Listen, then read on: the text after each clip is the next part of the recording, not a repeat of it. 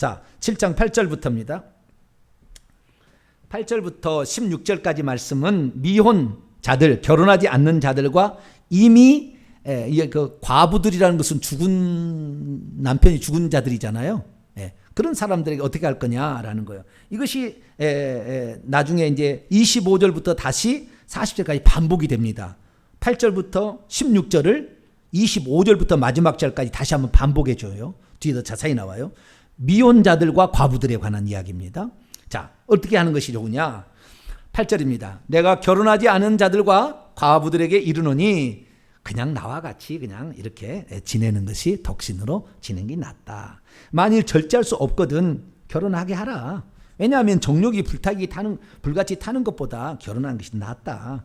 그러니까 결혼한 자들에게, 이미 결혼했던 자들에게 내가 명령한다. 이 명령하는 것은 내가 아니요 주님이다.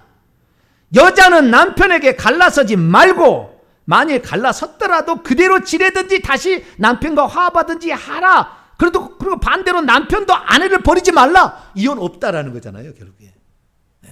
이혼하면은 혼자 살든지 아니면 다시 전 남편이나 전 배우자하고 합치든지 둘 중에 하나만 있는 것이지 다른 남자하고 재혼은 없다는 거예요. 그건 간음이니까. 왜? 예수님이 그렇게 이미 얘기를 했잖아요.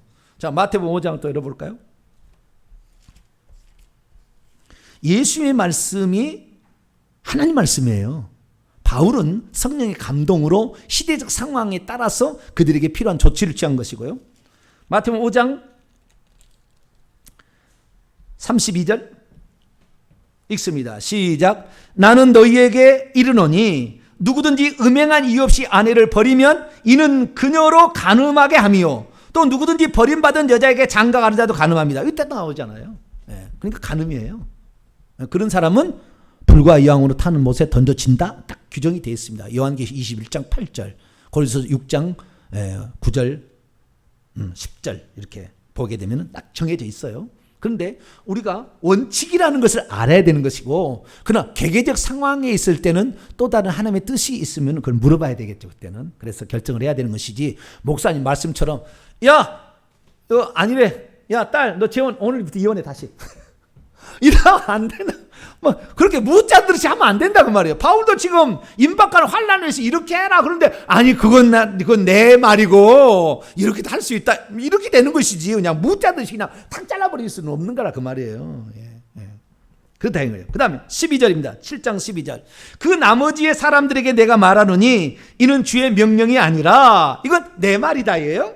만일 어떤 형제에게 믿지 아니하는 아내가 있어 남편과 함께 살게. 이거 믿는 남편과 믿지 않냐는 부인이에요.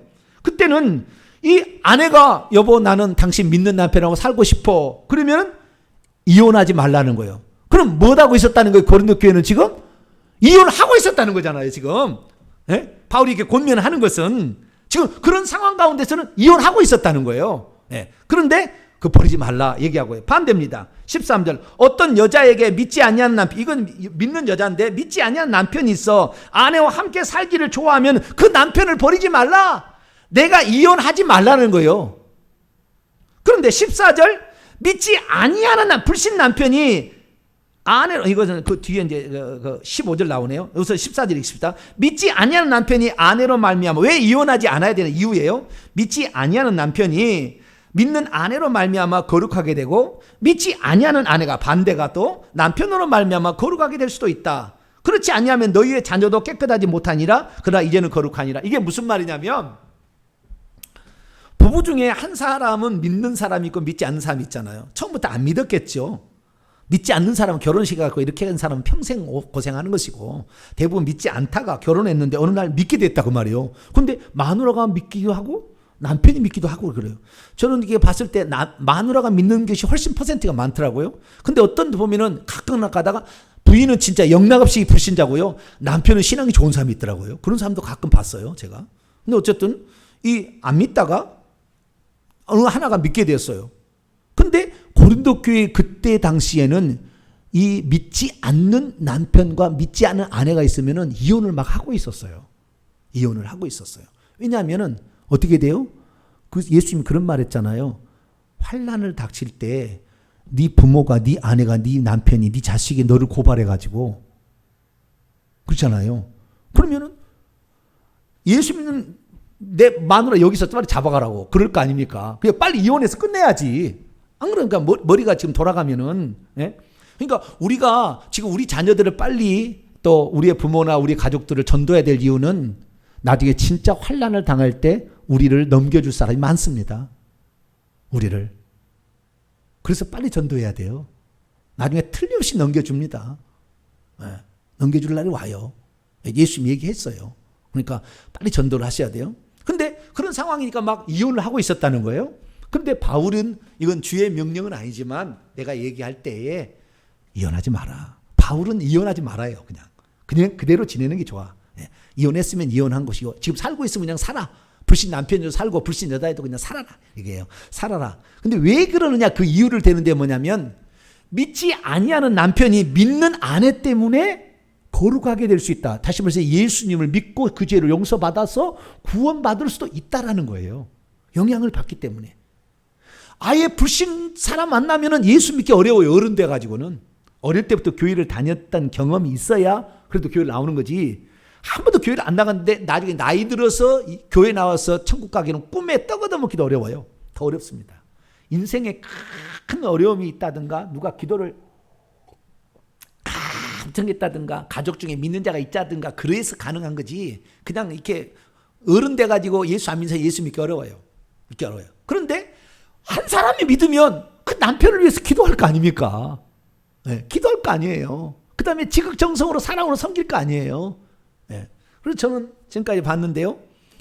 그 믿지 않는 남편이나 믿지 않는 아내가 돌아오려면은요, 나이가 60, 70은 넘어가야 되더라고요. 그 전까지는 안 나가. 초창기에 결혼할 때는 나가준다고 나가줘요. 한 달, 두 달. 그러다가 그냥 어느 날 무슨 핑계 대고 딱 안 나가면 그다음부터는 한 번 빠지면 그다음부터 안 나가요. 네. 그래서 한 40년, 50년 안 나갑니다. 그러다가 나중에 이제 나이가 들면은요, 여자는 테스토스테론이 많이 분비가 되고 남자는 에스트로겐이 좀 분비가 됩니다. 예. 남자는 여성 호르몬이 분비되고 여자는 남성 호르몬이 분비되면은 바꿔줘요, 바꿔줘. 성질이 여자가 무서워요. 그러면 이러다가 내가 쫓겨나게 싶겠다 싶으니까 아이고 마누라 말을 들어야지. 그리고 나가주다가 아, 내 인생이 마감됐는데 이제 마감되면 어디로 가지? 천국 가야지. 할렐루야. 그러니까 40년 50년 남편이 안 믿어도 절대 포기할 필요 없어요.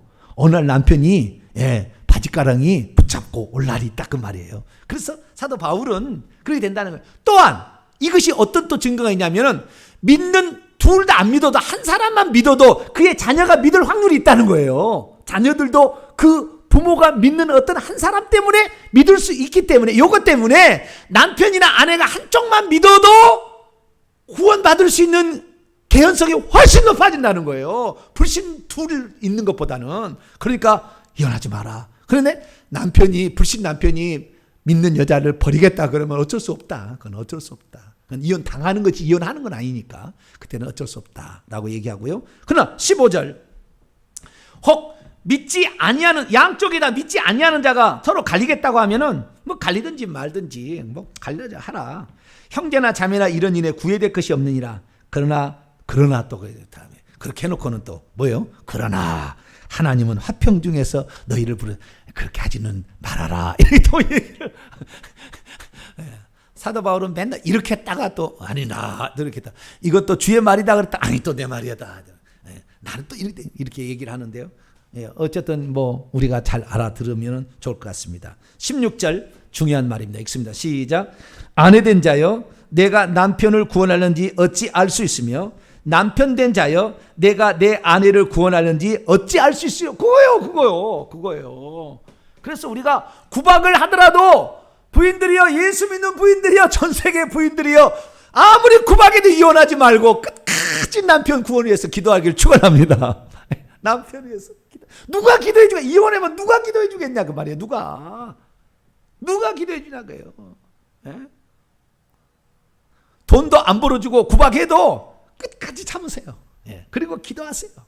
기도하시면 어느 날 그 기도가 하나님께 상달되면요, 어느 날 하루씩 바뀔 수 있어요. 즉시 바뀔 수가 있으니까 우리가 포기하지 말고 그냥 아이고 힘드네 그래 달랑 이혼하지 말고 하나님이 짝지어준 걸 나누지 말라고 그랬잖아요. 근데 하나님이 짝지어준 것이요.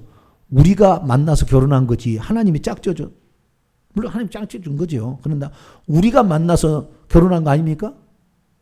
어쨌든 간에 그런데도 하나님은 그것을 하나님이 짝지어준 거라고 인정을 해준다는 걸 아셔야 돼요. 그렇게 한다는 것은. 우리가 결정한 거지만 그것은 하나님이 하신 걸로 하나님이 인정해 주는 거예요. 그러니까 이 결혼은 상당히 신성한 겁니다. 신성한 거예요. 그래서 결혼식 할 때는 반드시 목사의 주례를 받아야 됩니다. 신성한 의식이니까. 믿지 않는 50만 원짜리다 맡겨가지고 30분에 어떻게 딸랑 해치지 말고 결혼하려면 반드시 목사의 주례를 받는 게 좋습니다. 신성한 의식이니까. 거룩한 의식이니까. 예. 뭐 어쩔 수 없는 상황에서 또 그럴 수도 있어요. 또 목사가 또 얘기했다고 또 목사님 또 결혼식 다시 한번 할까요? 그러지 마세요. 이미 끝난 것은 이미 끝난 걸 말고 원칙을 내가 말씀드리는 거예요. 그래서 부부도 할 수 있다는 걸 아시죠?